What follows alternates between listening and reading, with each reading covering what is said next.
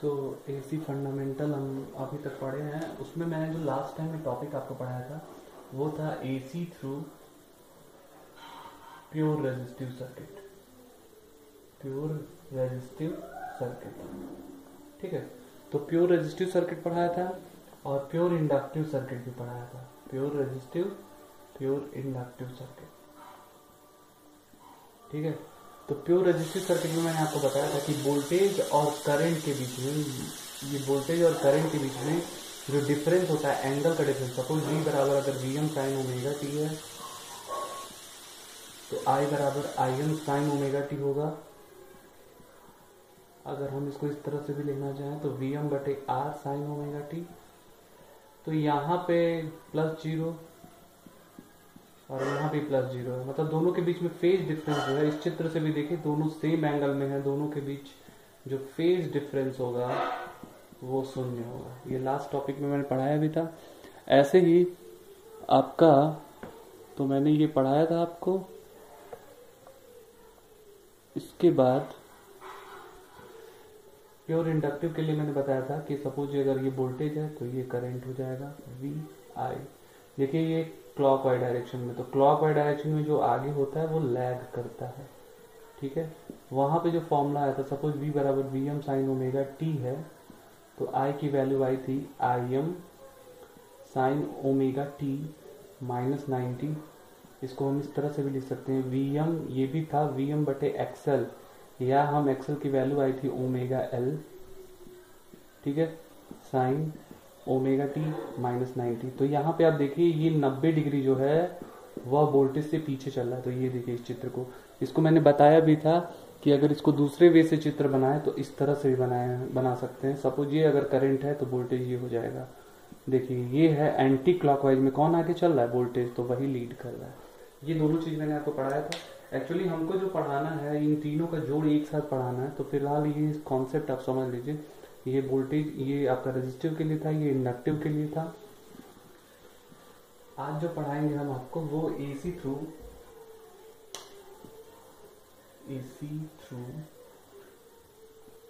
Pure capacitive circuit. Pure capacitive circuit के लिए आपको पढ़ाना है, ठीक है। चित्र वैसे ही, सपोज प्योर का मतलब सिर्फ कैपेसिटर लगा हुआ है, इसमें और कुछ भी नहीं है। और एसी का मतलब सिर्फ एसी सप्लाई हो रही है। सपोज एसी सप्लाई हो रही है, V बराबर Vm साइन ओमेगा टी। ध्यान से देखिएगा, इसमें मैंने जो आपको वोल्टेज करंट का फॉर्मूला पहले पढ़ाया था उसका यूज करके बताया जा रहा है, ठीक है। तो वो फॉर्मूला मैं आपको नहीं बता पाऊंगा अभी, वो फॉर्मूला उसी समय बताया था मैंने। जैसे वोल्टेज के लिए अगर इंडक्टर के क्रॉस जो वोल्टेज होता है उसका formula V equal to L D I by D T होता है, ऐसे ही अगर इसके लिए निकालना होगा, सपोज करंट क्रॉस कैपेसिटर का जो फॉर्मूला होता है I बराबर C D V by D T, ठीक है। I equal to C D V by D T ये फॉर्मूला होता है। करंट क्रॉस कैपेसिटर जो भी करंट ये वैल्यू जा रही है उसका ये फॉर्मूला होता है, ठीक है। तो यहाँ से हमको निकालना है, तो हम कैसे निकालेंगे? अब आपको पता है V बराबर Vm साइन ओमेगा टी होता है, तो I बराबर आप लिख सकते हैं सी डी वी की जहाँ पे मैं लिख सकता हूँ Vm sine omega T by D T. T के रिस्पेक्ट में हमको निकालना है। तो आपको पता है सी साइन ओमेगा टी का Vm तो बाहर ही हो जाएगा, साइन ओमेगा टी का हमको क्या करना है? डिफ्रेंशिएशन करना है। तो टी के रिस्पेक्ट में करना है, तो ओमेगा भी बाहर हो जाएगा और यहाँ होगा कॉस ओमेगा टी, ठीक है। I बराबर इतना तो क्लियर होगा आपको। अब देखिए हमको इसको साइन के फॉर्म में, देखिए ये भी आपको ध्यान रखना है, जब भी हम लैगिंग और लीडिंग देखते हैं तो वोल्टेज जिसके बीच में देखेंगे उनका जो फेज होना चाहिए, फेज तो सेम होना चाहिए। फेज तो डिफरेंस होगा ही, लेकिन साइन के फॉर्म में ही होना चाहिए। यहाँ पे देखिए ये कॉस के फॉर्म में है, तो अगर हम इसको लिखना चाहें इस तरह से भी लिख सकते हैं Vm बटे 1 बटे ओमेगा सी, ठीक है। और कॉस ओमेगा टी को अगर हम साइन के फॉर्म में लिखते हैं तो इस तरह से लिख सकते हैं साइन ओमेगा टी प्लस 90, मतलब 90 प्लस थीटा होता है कॉस थीटा।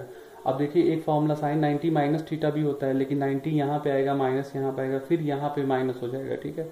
तो वो कंफ्यूजन होता है, इसलिए उसको नहीं रखा गया। वो भी एक तरीका होता है।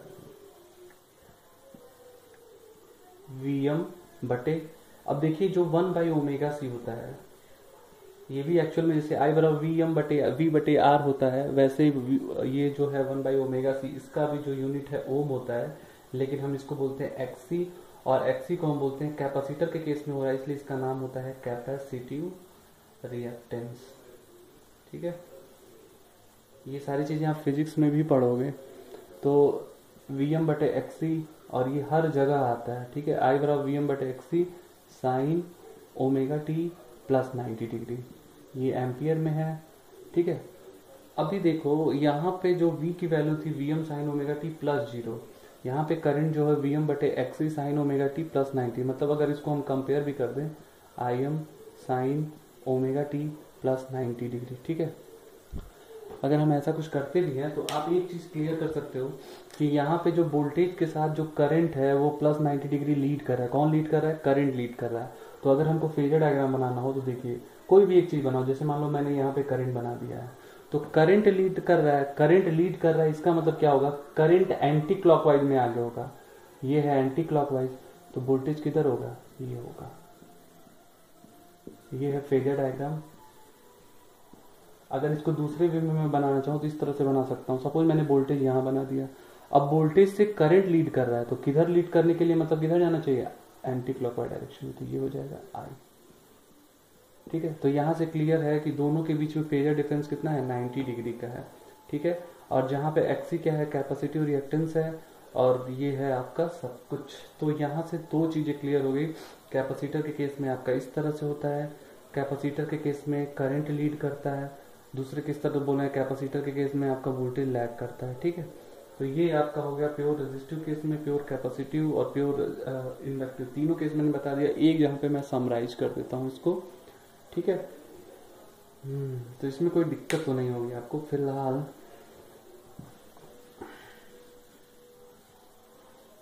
देखिए, प्योर रेजिस्टिव के केस में वोल्टेज करंट सेम फिर चित्र के माध्यम से मैं बता रहा हूँ। ये आर के केस में है। एल के केस में देखिए, ये है वोल्टेज, ये है करंट। कौन आगे चल रहा है? वोल्टेज आगे चल रहा है, कितना डिग्री? 90 डिग्री, प्योर चल रहा है।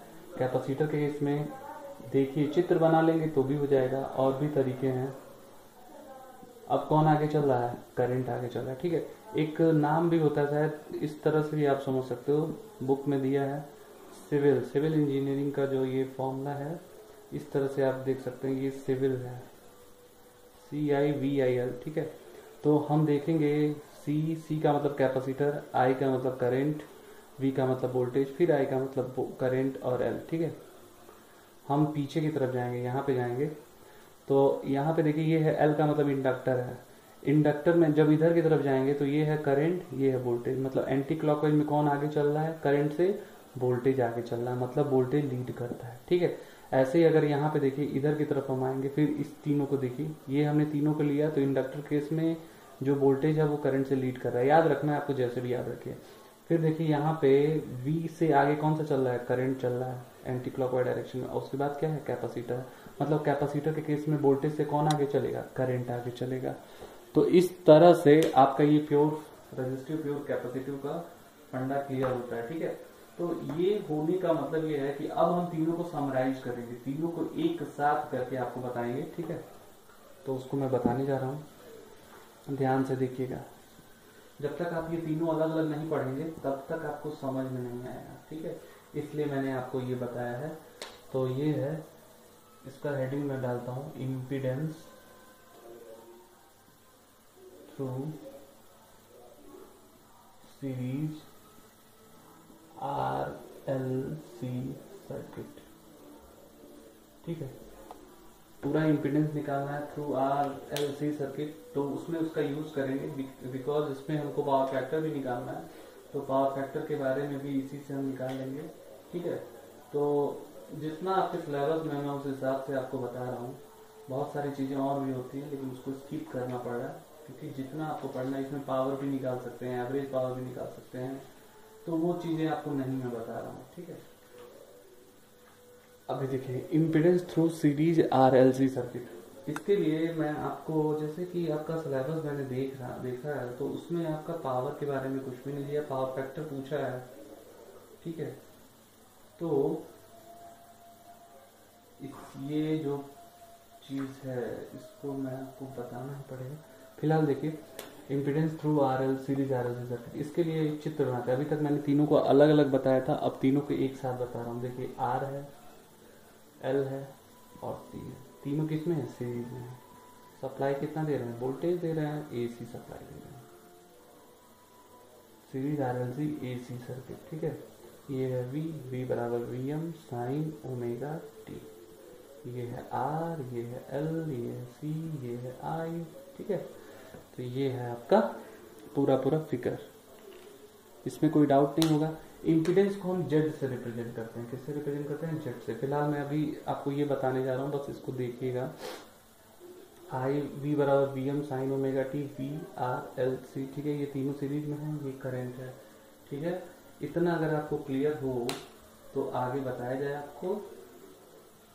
फेजर डायग्राम से पहले बताते हैं। देखिए सिर्फ और सिर्फ जब सर्किट में L और C नहीं होता है तो क्या होता है, सपोज ये वोल्टेज होता है और ये क्या होता है, करंट होता है, ठीक है, यही होता है।